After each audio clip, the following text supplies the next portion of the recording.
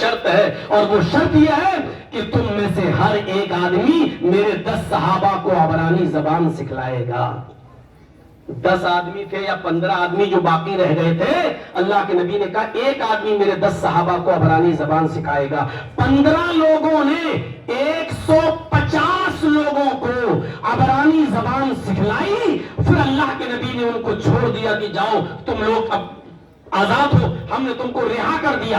اب یہ 150 صحابہ کو آپ نے اس شہر میں بھیجا جہاں لوگ عبرانی زبان جانتے تھے، اور آپ نے ان سے کہا کہ جاؤ اب اسلام کی تعلیم عبرانی زبان میں دو، ان کو قرآن عبرانی زبان میں بتلاؤ، ان کو ان کی بھاشا میں، ان کو ان کی لینگویج میں اسلام کی دعوت دو۔ آج ضرورت ہے میرے بھائیوں، ہر زبان سیکھ کر ہر زبان میں اسلام کا پرچار کرنے کی ضرورت ہے۔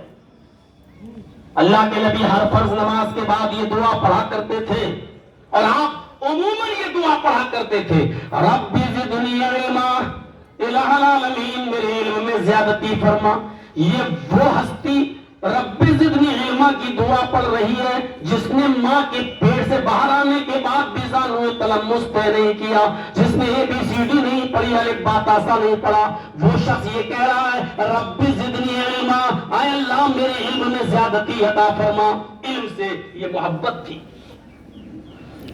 ہر فرض نماز کے بعد جو دعائیں پڑھی جاتی ہیں ان میں ایک دعا اللہ کے نبی نے یہ بھی سکھلائی کہ یہ دعا پڑھا کرو، اللہم انی اسألک علما نافعا، اے اللہ میں تجھ سے سوال کرتا ہوں ایسے علم کا جو نفع بخش ہو، جو فائدے مند ہو۔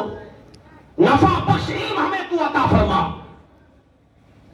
ایک علم نفع بخش بھی ہوتا ہے، اور ایک علم ایسا ہوتا ہے کہ علم تو حاصل کر لیا لیکن نہ تو خود اس سے فائدہ اٹھایا جا رہا، نہ دوسرے اس سے فائدہ اٹھا رہے ہیں،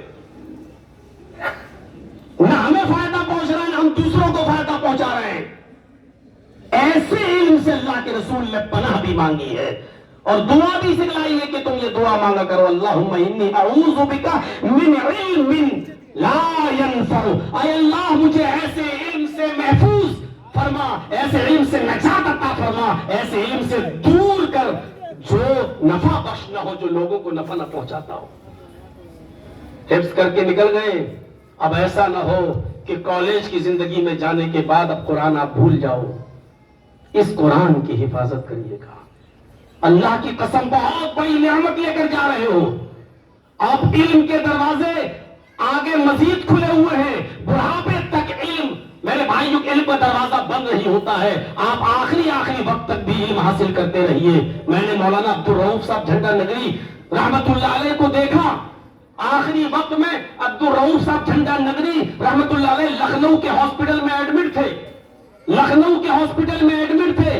ڈاکٹروں نے بالکل ان کو منع کر دیا تھا کہ آپ اپنے ذہن پر زور نہیں دیں گے، آپ جو ہے بالکل آرام کریں گے اور ریسٹ کریں گے۔ ہم بھی اپنے کچھ ساتھیوں کے ساتھ جب ان سے ملنے کے لیے لکھنؤ گئے تو وہ اس وقت بھی کتاب ہاتھ میں لیے ہوئے تھے اور کچھ پڑھ رہے تھے چشمہ لگا کر۔